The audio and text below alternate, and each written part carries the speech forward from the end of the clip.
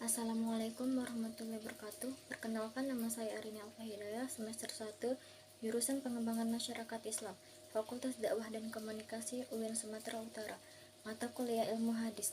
Di sini saya akan menjelaskan tentang memperkenalkan hadis Nabi. Pengertian hadis. Hadis kata al-hajiji atau bentuk jamak secara etimologi merupakan isim masdar dari kata kerja yang berarti komunikasi secara percakapan baik dalam konteks agama maupun duniawi, atau dalam konteks sejarah atau peristiwa dan kejadian aktual. 1. Penggunaan dalam bentuk kata adjektif mengandung arti berarti al-jazizi atau al-jadid atau sesuatu yang baru.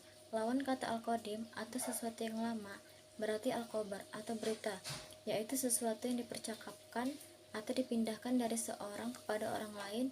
Dan yang ketiga berarti al-qorib atau sesuatu yang dekat. Dengan demikian, pemakaian kata di sini seolah-olah dimaksudkan untuk membedakannya dengan Al-Quran yang bersifat al. Dalam ensiklopedia Islam disebutkan penulisan kitab Ulumul Hadis dimulai sejak awal abad ke-2 Hijriah. Saat itu para ulama sudah mengklasifikasi hadis dalam beberapa derajat seperti sahih, hasan, dhaif maupun palsu. Ilmu tentang hadis yang pertama kali muncul adalah al-jabar atau ilmu yang membahas dan meneliti secara khusus keadaan para perawi hadis. Abu Bakar Muhammad bin Syihab Az-Zuhri 51-124 Hijriah adalah peletak pertama kaidah dasar ilmu hadis. Ia adalah orang yang pertama yang mengumpulkan hadis Rasulullah SAW atas perintah Khalifah Umar bin Abdul Aziz. Masa penyempurnaan ilmu hadis terjadi pada abad 7 hingga 10 Hijriah. Kitab-kitab yang muncul pada masa ini adalah Al-Irsyad karya Imam An-Nawawi dan Tadrib Ar-Rawi Syarh Takrib An-Nawawi karya Ar-Suyuti. Masa kemunduran ilmu hadis terjadi pada abad 10 hingga 14 Hijriah. Tidak banyak karya ulama hadis ini yang lahir pada masa ini. Selanjutnya tentang hadis pada masa Rasulullah SAW. 1. Proses terjadinya hadis dan cara Nabi menyampaikan hadis. Rasulullah sebagai narasumber syariat Islam tidak sekedar sambil lalu menyampaikan ajarannya kepada para sahabat, tapi beliau merupakan salah seorang guru yang baik. Konsep religius yang ia kemukakan selalu disesuaikan dengan taraf kemampuan intelijensi para sahabat serta kasus-kasus yang tertentu, yang sengaja mengulangi pernyataan sampai 3 kali, bahkan untuk mengulangi pernyataan sampai 3 kali, bahkan untuk memantapkannya pemahaman yang dan penguasaan sahabat terhadap materi pembicaraan. Ia mau bertanya kepada dan mendengarkan apa saja yang telah diketahui sahabat darinya. Lebih jauh lagi, sering menganjurkan kepada sahabat yang mempertanyakan sesuatu untuk tinggal bersamanya dan belajar mengamati perilaku beliau.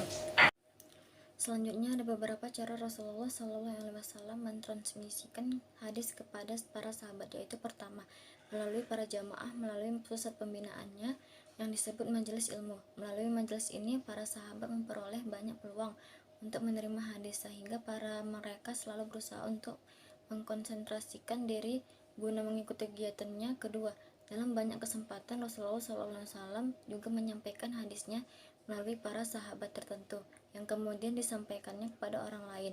Ketiga, cara lain untuk dilakukan Rasulullah SAW adalah melalui ceramah atau pidato di tempat-tempat terbuka seperti ketika Haji Wada dan Utuh Al-Makkah untuk melakukan kata Makkah.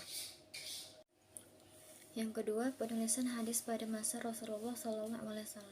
Kontroversi sekitar penulisan hadis Nabi merupakan suatu kenyataan klasik yang bermula sejak zaman Nabi. Hal ini terjadi kepada adanya pembedaan pemahaman terhadap pernyataan-pernyataan. Lebih sendiri, di sisi lain Nabi pernah melarang penulis dan sabdanya, sementara di sisi lain ia pernah menganjurkannya, bahkan mendekatkan kenyataan untuk dituliskan. Ada sesuatu pernyataan yang menarik untuk dikaji di sekitar masalah ini, karena sekalipun adalah larangan untuk dituliskan, ternyata menurut cara Mustafa Azami terdapat 52 sahabat yang memperolehkan penulisan hadis dan bahkan pernah melakukannya, serta puluhan lainnya yang menyimpan manuskrip-manuskripnya.